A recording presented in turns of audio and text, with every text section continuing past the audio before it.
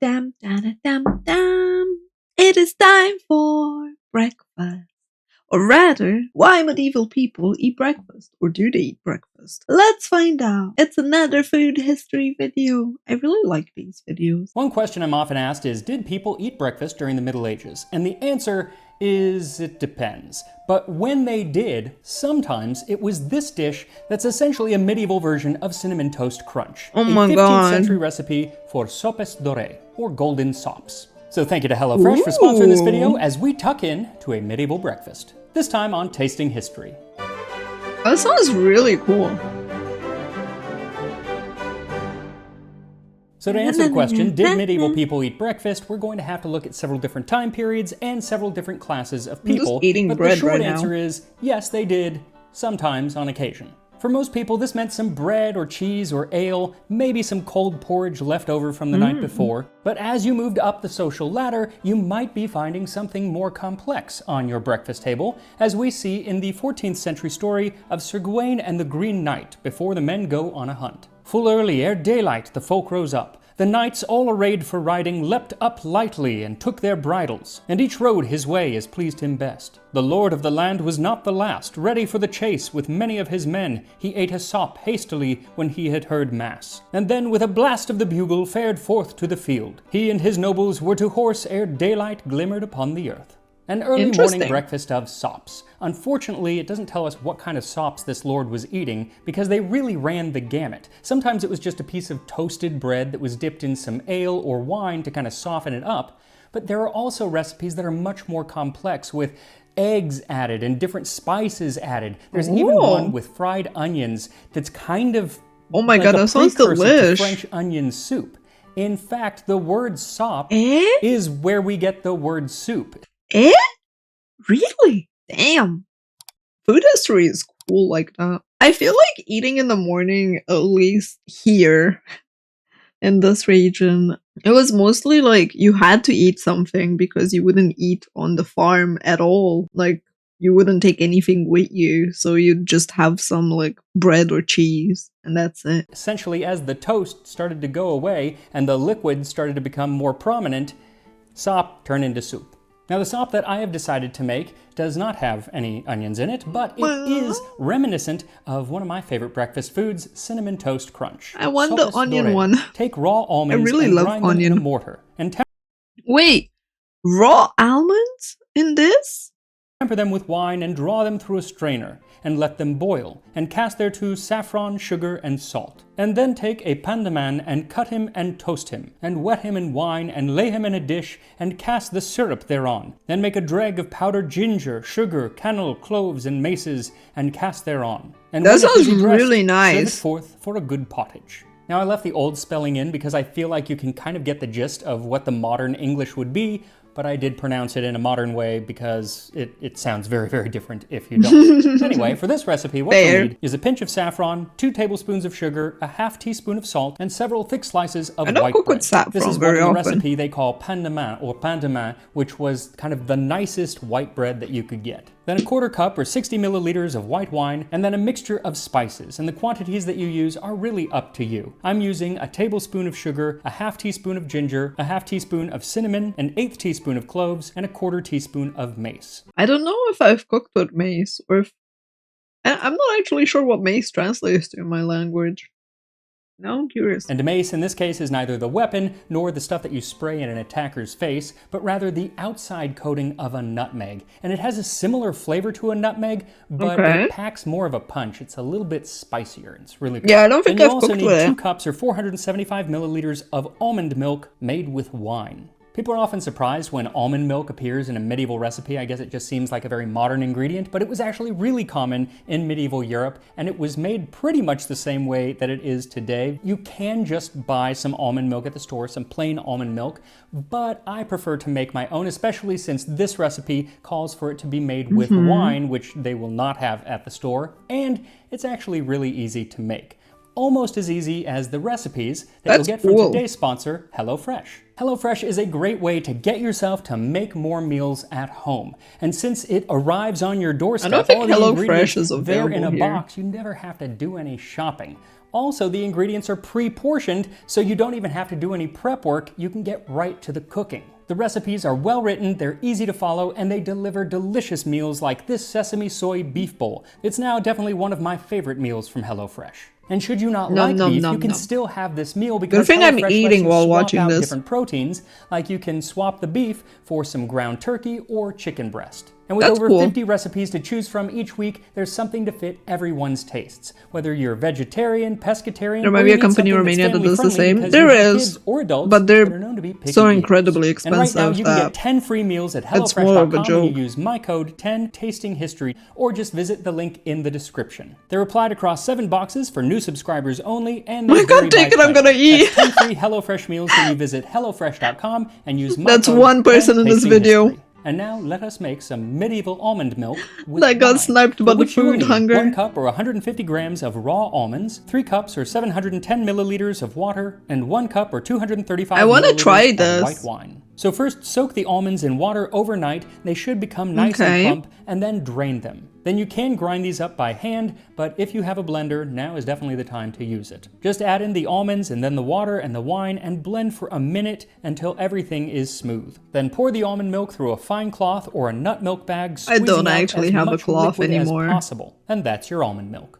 So then take 2 cups of that, That and sounds put it in a really easy to saucepan make. and heat it to a gentle simmer. Then add in the saffron threads and the sugar and salt and stir. And the saffron here is really just to add color. It will add flavor as well, but the color is the most important thing. It is what is going to give the dish its name, sops doré, or golden sops. And it turns that Interesting. almond milk a nice golden color. Let it keep simmering, stirring occasionally until it has started to thicken. It'll take That's about really 10 minutes. golden. As it thickens, take your bread slices and set them on a tray, and then put those in the oven at 400 degrees Fahrenheit, 205 Celsius for 6 to 8 minutes, or until they have started to turn a golden brown. Then take them out of the oven, flip them over, and return to the oven for another 4 or 5 minutes until they are nicely toasted. Can't Then you while put the bread them is still on- hot, set it in a dish and It makes me wonder if you can't just put the oven to the vent option where it's heated from above and below. drizzle with white wine on the top, just enough to make it wet, but not to make it soggy. Yet, it will get soggy. By now, the almond milk should have will thickened get up quite a soggy. bit, almost like a custard, and you can pour it around the toast and a little over the top. Then take a good large pinch of the spice mixture and sprinkle that over the top as well. Now this spice mixture actually has a name. It was powder douce, or sweet spices, and it was very common in the kitchens of wealthy medieval people, and it always varied a little bit depending on who the chef was who was making it, but they were always similar, had similar sweet spices, and usually a sugar base. And I've used it a few times here on the channel, including in the recipe for medieval lasagna, which is also in the Tasting History cookbook. So you can use that all to make mostly dinner dishes, but for now, we are going to focus on medieval breakfast. Time for In the Middle Ages, history. not everyone got breakfast. In fact, some people even considered it a sinful indulgence. Based on the writings of several Really? scholars, including the Summa Theologica by Thomas Aquinas, some members of the church tied eating breakfast to the sin of gluttony. Oh There was an my. aspect of this sin called prepropere, which referred to eating either too quickly or too soon after a previous meal. So eating first thing in the morning was often considered indulgent, but this doesn't apply to everyone nor at all times. In fact, in the earlier Middle Ages, especially in the British Isles, we know that at least some people were eating breakfast because there are 2 Old English words, undermette and morgenmette, which meant morning meat, referring to eating food in the early morning. Now, how common it was is up for debate, but it was at least common enough that they required 2 words for the practice. And Latin also had a word for breakfast. It was iantaculum, though for most of the Middle Ages, iantaculum was not meant to be eaten by everyone. More often, it seems that people stuck to a 2-meal day. There was the midday meal, prandium, which tended to be the largest meal of the day, and then the lighter evening meal called cena. And still today, in Italian, dinner is called cena. In Spanish, I think it's cena. That's In where it Romanian comes is from. cena. But iantaculum, or breakfast, was the domain of the Or wealthy, cena. or to those people who society deemed it necessary to eat breakfast. For instance, laborers. Now, depending on the location and the time period, peasants performing manual labor could be up to 80% of the population, which in that case, a lot of people were eating breakfast, and it was usually eaten a few hours after the person got up. In a log from northern France in 1474, it says that from the end of March through the end of September, basically Honestly, it's kind of accurate, well, to this region at least, because usually you get up, peasant-wise, you get kind of up at like 4 a.m., and then you tend to cook certain things, and then you have food at like 9 a.m. So, yeah, you are up for a tiny bit beforehand, before eating. the summer months, the masons working on a particular building were required to start work no later than 5:30 a.m. and had to continue until 8 a.m. when they would have an hour for breakfast. And this was usually bread and cheese that they might have brought from home or be given by the employer, and some beer or ale, and that was very often supplied by the employer as part of your day's wages. When working in the fields, too, people often just sat down right where they were working Fascinating to eat to their morning see breakfast. how many people used to drink alcohol in the morning. It's so different. I mean, I did the video on the Balkan breakfast, and a lot of people still consume alcohol in the morning. A lot of people still do it. But it's fascinating to see, like, back then, just how many were like, instead of water or something else, they'd be like, yeah, ale. So you want to make sure that you're in a Yeah, safe when place water was when you too eat your crap. morning breakfast, No, because no, in no. August of 1346, a William Bishop of Oxfordshire was digging a pit when he decided to have breakfast, and he sat down in the pit only to have the pit collapse on him, and it killed him. Now, as it was eaten for those doing manual labor, many likely only indulged in breakfast during the summer months, as that's when the long days of work necessitated it. In the winter, most people just waited for their midday meal.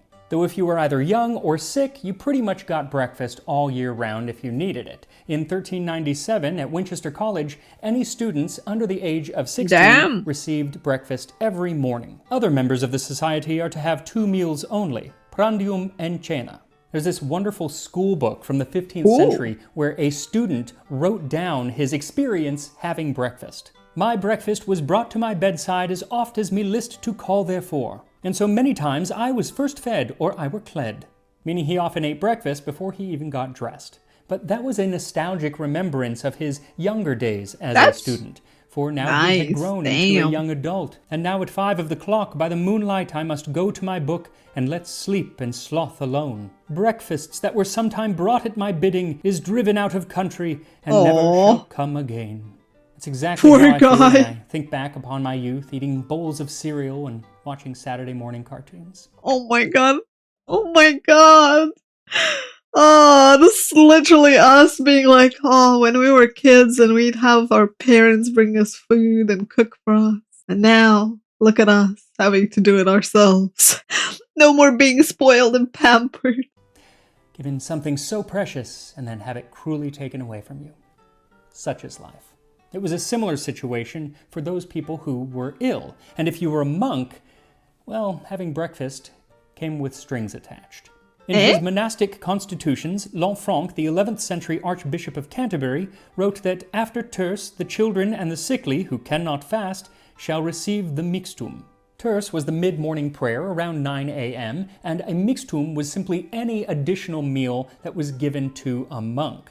And should you eat this extra meal, especially if it had any meat in it, you had to go through a long process of begging for forgiveness. What? First, even as he is eating his mixtum, the sick monk had to pull his hood over his head, kind of, I guess, to hide his shame. Wow. Then he had to prostrate himself on the floor before all of the other monks to ask for forgiveness, and then ask for absolution from the abbot, saying, "My lord, I have been long in the infirmary, borne down by sickness. I have offended in matters of food and drink and much else, and I have acted against our established discipline. And for That is so fucked up. What? Wow. Imagine, like, you're there sick, and they have to feed you, and you have to beg forgiveness for the fact that they had to feed you. This isn't praying before eating. This is self-else. Holy This, I damn. beg of you, absolution. Now, as the centuries went on, it does seem that they relaxed a little bit, but even as late as the 15th century, Relaxed William a bit. Caxton wrote, "Go take the sacrament. It is good breakfast."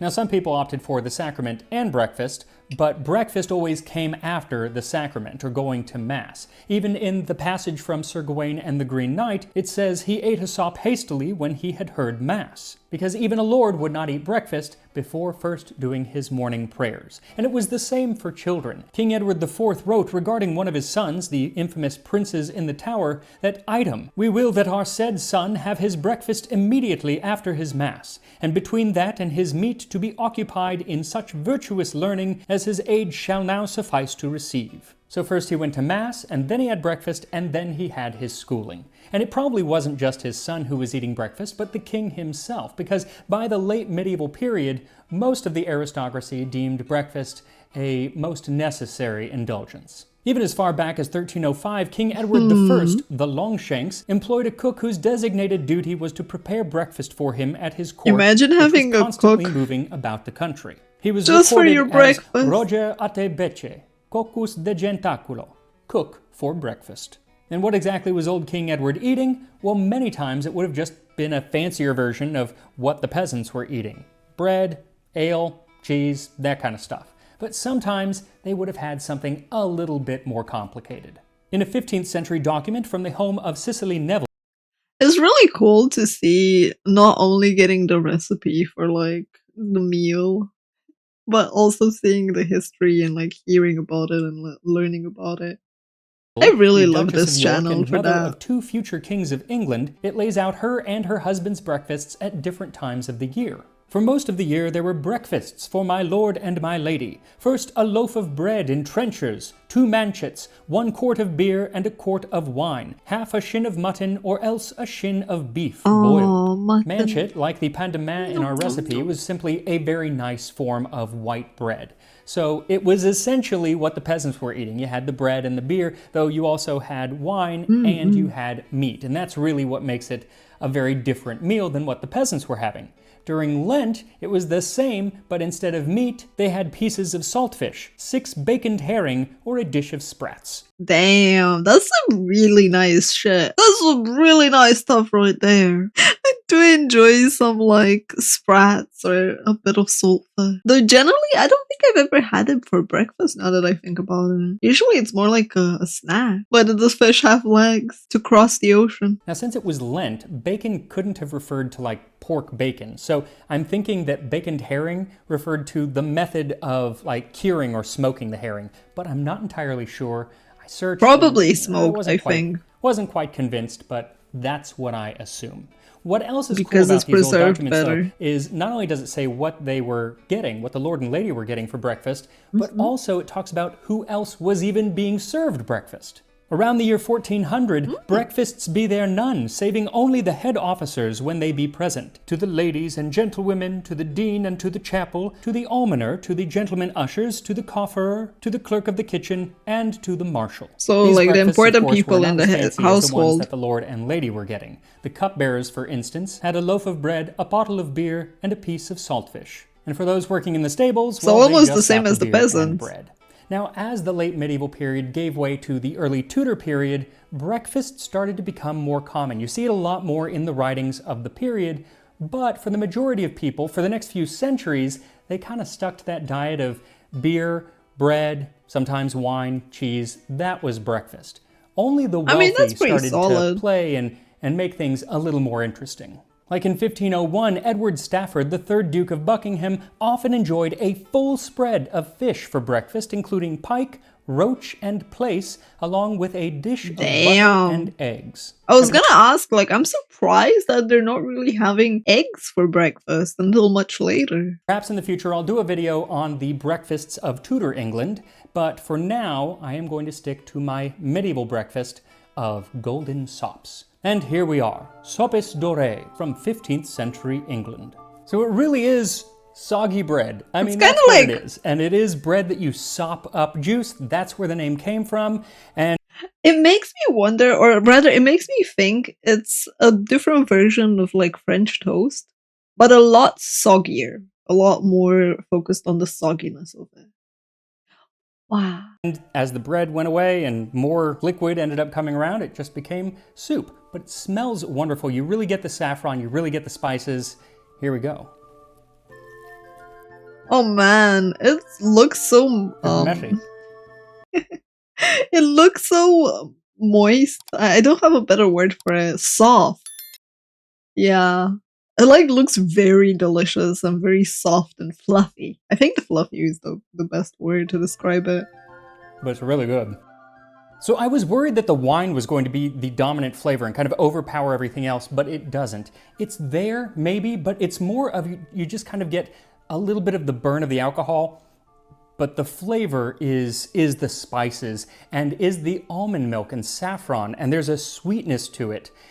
It kind of reminds me of like a custard, that sauce. It's thick and it's flavorful, and it makes it so that when the bread does sop it up, it doesn't become so soggy that it just falls apart. It is still, you know, it's holding on there. The spices that you add, I think I could probably even add more. It does have that kind of cinnamon toast crunch flavor to it, but you add even more and you're definitely in cinnamon toast crunch land. I'm like, please stop. Look at me. Look at what you're doing. I want more. Oh god, why? Why am I watching a video when I'm hungry? It's really quite good. Definitely not something I would think of to have for Take it, breakfast Ronan. today because it is kind of messy.